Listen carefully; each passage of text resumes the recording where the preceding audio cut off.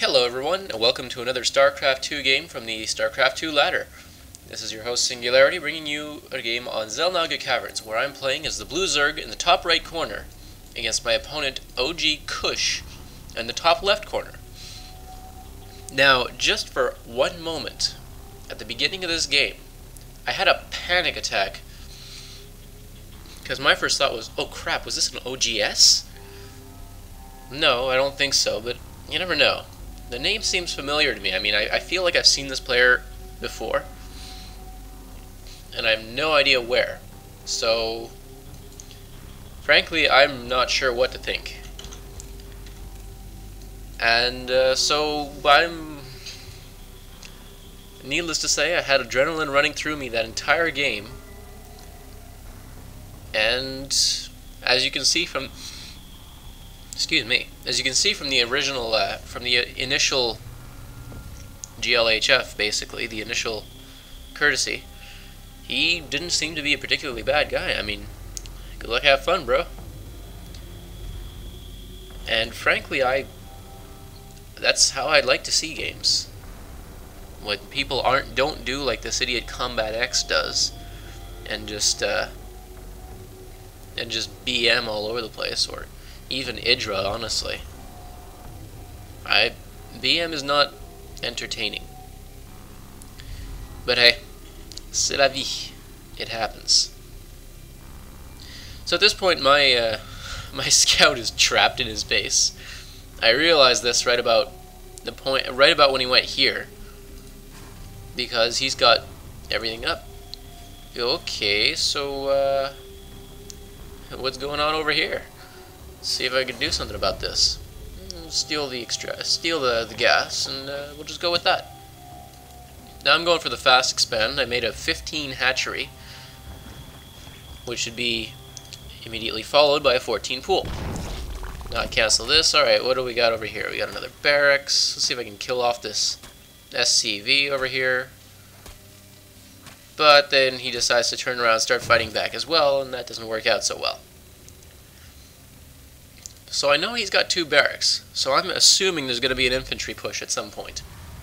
I didn't see any gas, so I'm assuming lots of Marines, but I see 2 gas going up in the replay. So I don't know. But lots of Marines. Good to assume. So at this point, there's not a lot going on. I'm capping my gas, finishing up my spawning pool. He's starting to produce some Marines. 21 supply, he's finally getting his orbital command. But, hey, at least he's getting it now and not forgetting it altogether. I know when I play Terran, it's sometimes 35 supply before I remember to get it. I go, oh no! But hey, so there you go. That's why I don't play Terran. Now he's got his scout kind of running around over here. He finally found the base. He looked in every other position except this one. Now I was hoping that some of my Zerglings would come through here, and then I realized that they can't. So now he's trying to send his SCV back to safety. But he travels over the creep for a moment, and the Zerglings eat the SCV. One thing that's worth noting, your opponent will never spawn directly above or below you. So in our positions, I would never have an opponent spawning here, and he would never have an opponent spawning over here. This is because this was originally a 2 versus 2 map, and as I understand, it was left versus right. So it's actually it seems to be hard-coded into the map. You can't have your opponent spawning in your ally position. Anyway, so at this point I got the Zerglings moving out. He's already got 2 Marauders and a whole bunch of Marines out. He got 2 tech labs, no reactors. So he's got Stimpack on the way. Concussive Shells just finished. Which means, well, let's just say I don't like concussive shells, but I'm a Zerg player. Of course I don't like concussive shells. Because I don't like them being used against me. I really like them when I'm playing Terran. An area of effect slow? Hey, hey. Always good news for me when I'm using them. Anyway. So at this point, we've got... Yeah, well, it's decent. So he's got one Marine coming out, and he sees a whole bunch of Zerglings right at his doorstep. He wasn't able to kill a single one of them, but he lost the Marine. So this is when he chooses to move out. Figures there was enough that he could take. He's building a reactor over here. He's got some more, another Marine and Marauder on the way, some more Marines on the way. And they're queued to follow this front Marine here. They're queued to move out. So I see this coming in with the Zerglings. I say, okay, better move back here. So he makes a sweep. Check what's over here. There's the expansion set up. There's a spine crawler right at the front. You want to be careful about that. I'm spreading the creep up on the top area because I wanted to connect this. And then a thought occurs to me. Well, if the creep is down here, a creep tumor up here will continue to spread it. So I can safely spread the creep from up here. Get the tumor like up here, it'll still spread down the ramp and everything. Now I set the Zergling out to take a look at what's going on over here. Lots of Marines, lots of Marauders. What I don't see is this SCV coming along the way. Now everybody knows at this point what that means. Now I lost the Overlord that was kind of hovering over in here. One of these Marines probably, yeah, this Marine over here killed it. But yeah, an SCV at the enemy base. It looks like you've got bunkers on the way. Now with the creep tumor up here, however, I see this. Now this creep is spreading down here, so at some point it'll become impossible for him to build down here because as the creep kind of comes in here, you can't build on top of it, but it won't remove a building that's already constructed. You note how it kills the plants and everything too? It's awesome. Anyway, I built a spine crawler up here because I realized, hey, unless he uses a scan, he won't be able to attack it. So at this point, I've got the Marines keeping things occupied, move the Zerglings away just as the Banelings arrive and do massive damage, kill all the Marines that were there. Now there's just a few Marauders left. Now they killed the spine crawler, but now he's got to deal with all these Zerglings. Now he probably wouldn't have been able to, but now all of a sudden this spine crawler starts stabbing the bunker from up there. He's slowly wasting his resources repairing it, but at the same time he's got the units coming in. Now the SCV dies. I don't know if he actually salvaged the bunker or not, but he was able to kill off all the Zerglings until the new batch hatched. And so now he's in a position where he's got very few forces, and he's moving some Marines with a bad spawn location right into an army of Zerglings. And that army of Zerglings is not a very happy army of Zerglings. However, I figure this probably wouldn't bust down this without some Banelings at the very least. 5 Banelings could break down a supply depot, and then all of a sudden I got Zerglings running all through his base. But during this time I had assumed he had actually been re-macroing up here, so that he'd have a sizable force at least, more than 7 Marines. To say more than my English good, yes. He is getting siege mode, however, and with a siege tank up here will prevent any number of Zerglings from ever breaking through this. Well, they'll prevent a lot of them. Now, I do send a Zergling to scout out just to make sure that he didn't take these 2 expansions down here, because meanwhile I'm taking my 3rd right here, because I know I have him pinned in his base for the moment. Now, he is bringing out a Viking. He hasn't seen a single air unit other than the Overlords, but he's bringing a Viking and a dropship. Sorry, medevac. Excuse me for a moment.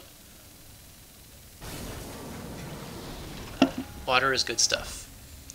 He's got his siege mode now, which means he one-shots a Zergling, except for the fact that they have 1 armor now. So I see this group here. I saw the blast.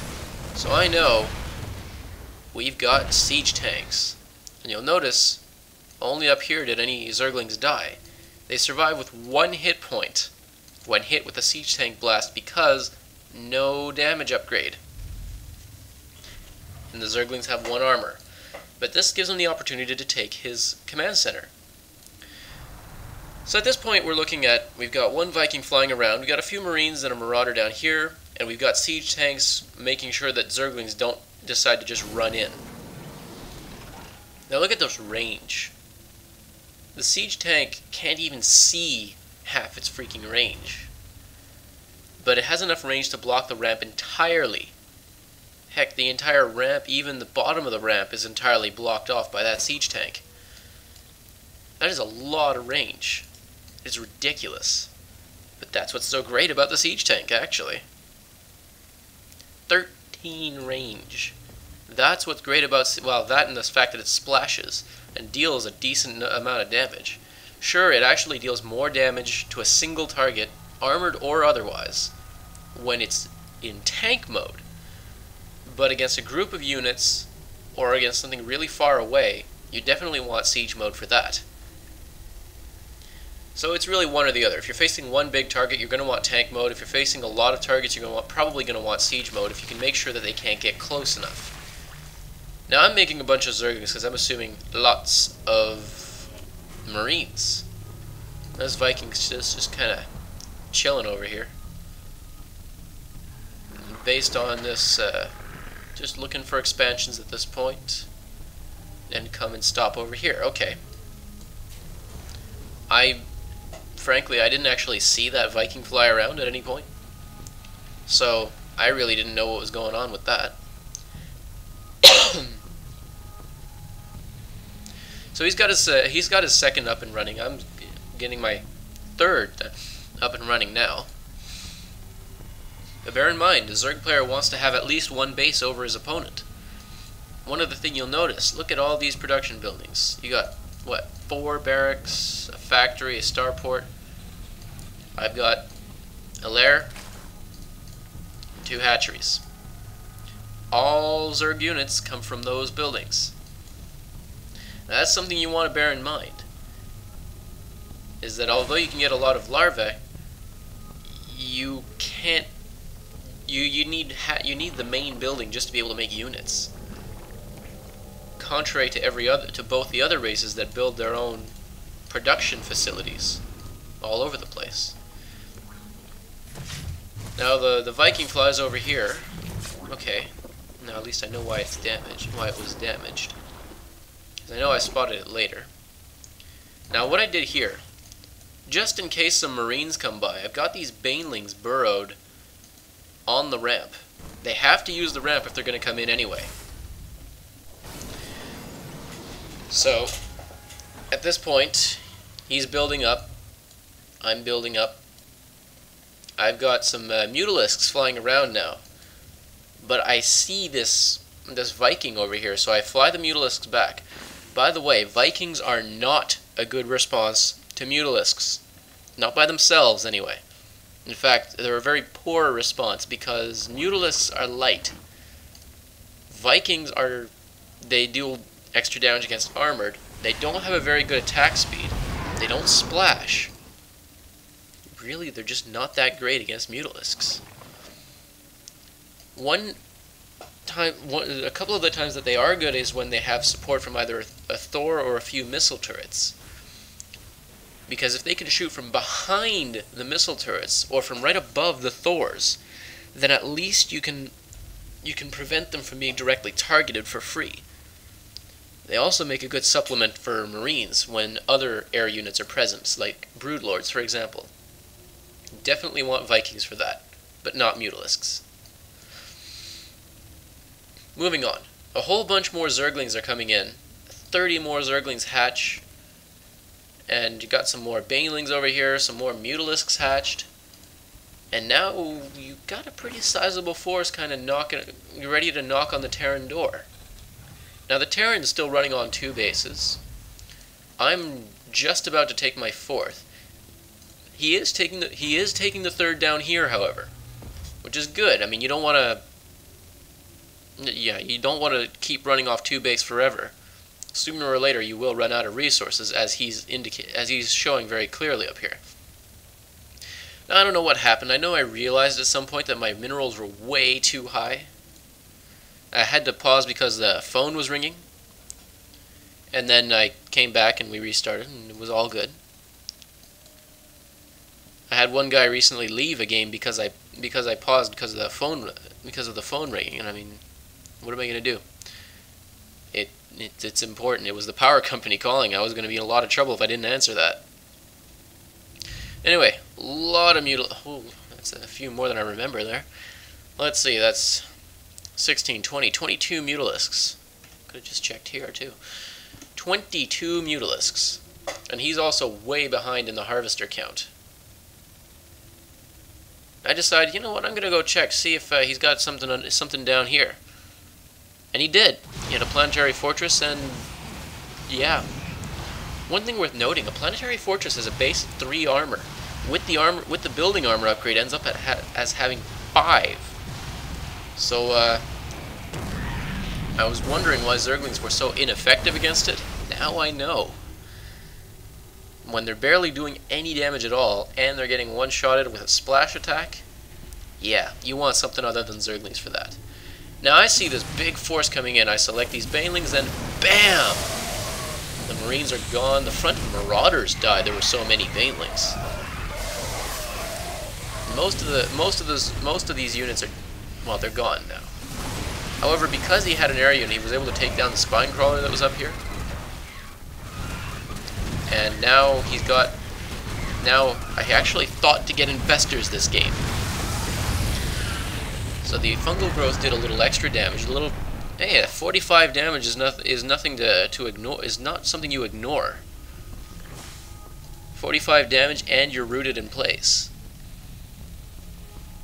However, at this point he's got a bunch of mutalisks coming in here. I'm taking down missile turrets, but then this Thor hits, does a bunch of damage to these mutalisks. To all of these mutalisks, because they were clumped up. 12 damage per missile, 4 missiles. You definitely want to have armor for that. 1 armor reduced it by 4 damage. If I got up to +3 armor, that would mean that it'd be 9 per missile, 4 missiles, 36 damage nonetheless. Per volley, in a small splash. Thors, they deal a lot of damage. The thing is, they have a really slow attack speed with that air attack. They attack as fast as a siege tank attacks ground in siege mode. So I see this Thor, I say, you know what? I'm taking that sucker down. Magic box. Thor goes down because it can only attack 1 mutalisk at a time that way. Now he had moved over his main command center to come over here. And now it's getting taken down. He's trying to repair it, but the SCVs repairing it are getting killed by the bounce from the glaive worm. Now I see that Thor attack, and I back off as soon as I realize it. So at this point he's down to 1 command center. He doesn't have any more.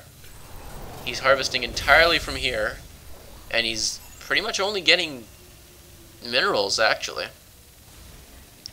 He's got 1 random SCV holding a can of gas there. Now he wants to get these minerals as fast as he can. He's way oversaturated. He's actually finally, I don't know if it, yeah, okay, yeah, he's just repairing them. But now he's finally sending in some SCVs to do something else here. Like repair the dropships that almost died to the infestors earlier. They had 9 hit points left. Yeah, they're getting fixed up rather nicely.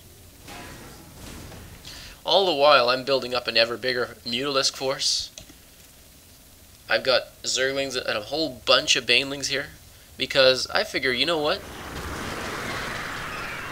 At least I'll be ready when he attacks. Now he comsats at just the right time to see these mutalisks, and he's probably saying, wow, that is too many mutalisks. Now, if they clump up, the Thors will rip through them like nothing. These Marines, stimmed, could probably tear through a good number of these before they're finally killed. Which is bad news for the Zerg player because mutalisks are expensive, Marines aren't. At this point, I kind of deny a possible expansion by killing off the SCV. And I decide, hey, I'll come in and attack here, kill off what I can. Oh, Thor, I'm clumped up, so I better stay away from that. But he takes this opportunity to move out. Now, of course, I have my creep tumors out, so I see this. But since he has a Raven with him, he's able to kill off a whole bunch of these creep tumors. Basically, he has a detector, so he can see them all. And since it's flying, he can see past the brush here. These vision blockers. But he decides not to commit to the attack. Now, neither of us is actually building anything, because I was expecting that attack to be at my front door like 10 seconds ago. So I decide, alright, well, I need to move forward. Now, 295, you know that's as fast as a Zergling is without the speed upgrade? You know that's faster than a Marine or a Worker? 188. Hey, Thors and Battlecruisers move at the same speed now. Something for those of you who are curious. Zerglings on creep cannot be caught up to by any other unit. Not Hellions, not Phoenixes, nothing. Speedlings on creep. Sorry, I should specify that. Now he finally moves into attack. Now that's a pretty large Marine force, and with the Thors backing them up, a couple of Hellions, yeah, it's a pretty respectable force, but it's 142 to 193, and he is behind, and he has been for most of this game. So he really needs to make something happen, but I've got Infestors up here on the high ground, and bam, fungal growth on the Marines. Never mind anything else, the Marines are what I'm targeting. Now look at that. Just then, bam, all the Marines are dead, the Thors go down without a fight, and then the Mutalisks come in to clean up house. Fungal growth keeps everything in place, and look at that. Within seconds, everything is dead. That right there is a proper counter. Now, if I had just run the force in without the Infestors, run the force in without weakening them first, I probably wouldn't even have killed that force. It would have killed off the Zerglings and Banelings before they could do enough damage. The Mutalisks wouldn't have been able to come in and clean up quite so easily. And I wouldn't be able to come in and attack him afterward. Now, I'm tired of Thors. I see that Thor come in, I see that Thor take a nice volley and do a whole bunch of splash. Come outside, magic box, and now come and fly above the Thor, not really taking too much damage, and then just kill the Thor. With the Thor dead, there's really nothing to stop these Mutalisks, and oGkusH leaves the game. So at this point, he really didn't have anything left. He had this command center with the, oh my goodness, that's 36 SCVs on minerals alone, plus another 5, so 41 SCVs are right here. That's all but this one. This is the only SCV not gathering at the natural expansion right now. He had a good anti-ground defense with he had siege tanks, he had Thors, he had all that sort of stuff. He had missile turrets, but the missile turrets can get overwhelmed very easily, especially by this many Mutalisks. Granted, they're not StarCraft 1 missile turrets that do half damage to Mutalisks, but even still. And at this point, this is not something he could even at all come back from. I'd stockpiled way too many resources. I waited too long to really attack. That's all I can say for that. He'd been good, he kept his resources low, he kept attacking, but he didn't do it efficiently, and it ended up costing him. So that's all I got for this game. Thanks for watching, thanks for listening. I'll see you guys next game.